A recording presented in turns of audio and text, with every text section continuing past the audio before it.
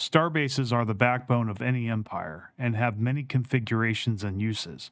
They can build ships, greatly increase naval capacity, provide food, increase trade, and defend your empire from threats.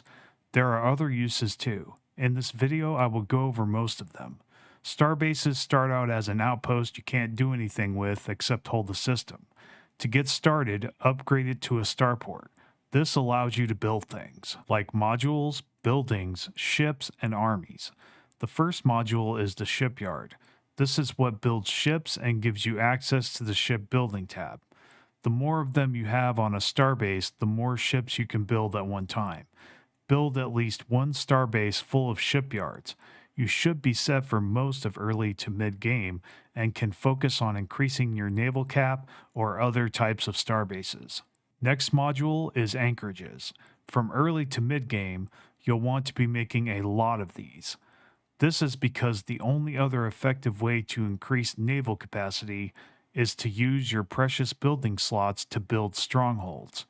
This is not good as you could use those building slots for other more important buildings. It also takes time and pops to fill these soldier jobs, so anchorages are the best option early and mid-game to increase your naval capacity. You can pair anchorages with fleet logistics offices to increase your naval capacity even further. Building this setup throughout your empire will greatly increase naval capacity. I generally build one base with all shipyards for building ships. Then I fill the rest of my starbases with fleet anchorages, and then place naval logistics offices on them, adding more anchorages, offices, and shipyards as I upgrade from starport to starhold to fortress and citadel. Trade hubs are good if you want to increase trade in your empire. If you don't have a trade empire, I would skip these. This is often paired with off-world trading company to increase trade. Keep in mind that if you build a starport or better on the system you want to collect trade from, that starport will collect the trade in that system even without a trade hub, so I consider them purely optional. The rest of the modules I find are either not easily obtainable or very necessary for a functioning empire. Gun battery, missile battery, and hangar bays are only good if you want to min-max a defense starbase made purely for defense. Then that might be okay, though I don't believe they make much of a difference in the starbase's power. Let me know if you disagree. I might change my mind. I mean, I had starbases at more than 40k fleet power and I didn't use any of those, so... Anyway, there's the detection array if you have the First Contact DLC that helps detect cloaked ships. So unless you have the First Contact DLC, you don't need to think about this. Now we move on to building, and there are a lot to choose from. I am going to try and cover most of them. Resource silos increase your resource storage capacity, which is the amount of resources you can have at one time. The more of these you make, the more resources you can hoard until you need them. This also keeps you from maxing out and wasting resources that would disappear if you were capped. I would build these after you build the more important ones and still have a slot empty. Target uplink computer is great for defense bases that are full of defense platforms with long-range weapons like missiles. This will help keep the enemy from being out of range of your starbase. This is very important because in endgame, battleships will shred starbases at a distance. Communications jammer reduces disengagement chance and more importantly reduces the enemy's sublight speed in the system. This means if you were to fight them in that system with say missiles and afterburners with an artillery combat computer, then your ships would be able to kite the enemy ships with ease, making this a good choice if you have a good missile comp and want to defend a system, without pumping loads of resources into defense platforms and starbase upgrades. Just make sure you keep your fleets there if defending. Crew quarters or their hive and machine equivalent greatly reduce ship upkeep or monthly resource cost of any ships in that system.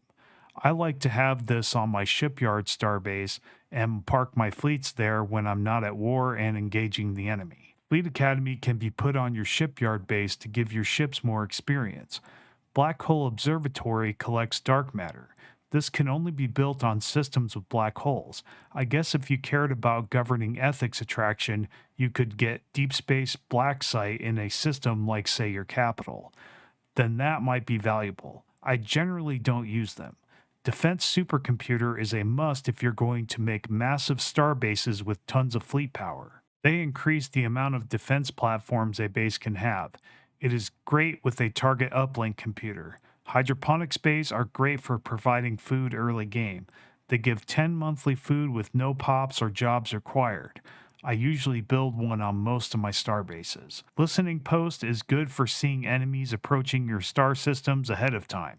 They give sensor and hyperlane detection range. Naval logistics offices multiply the amount of capacity you get from your fleet anchorages, so make sure you build one of these on your anchorage star bases.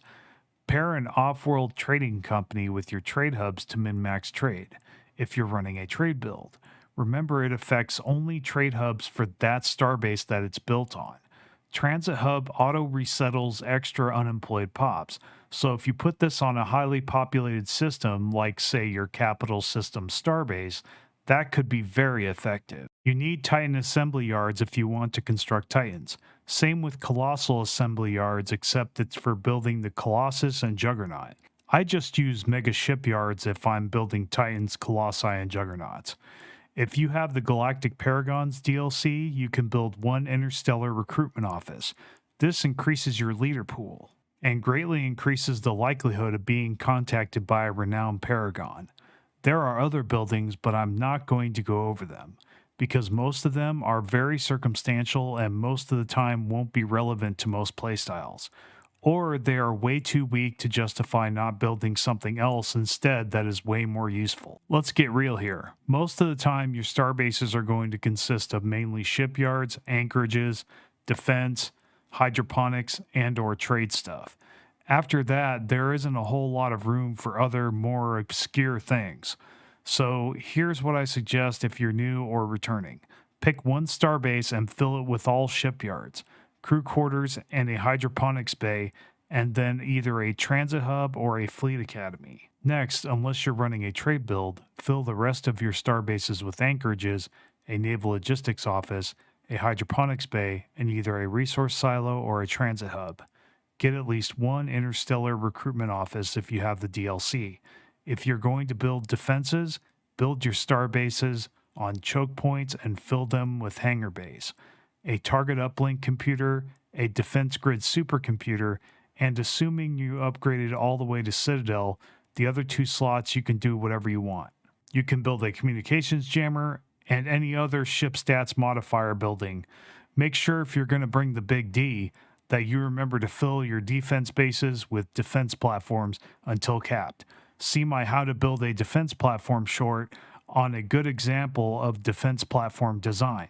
Whatever you do, make sure your defenses won't simply get outranged by the enemy. This is often why I don't normally build any defenses in my PvE games, especially with torpedo frigates and cruisers being a thing.